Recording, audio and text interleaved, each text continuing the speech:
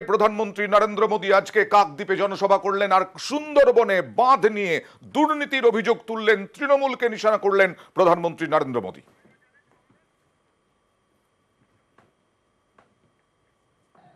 साथियों, इस क्षेत्र में नदी कटान रोकने के लिए हमारी सरकार पैसे भेजती है।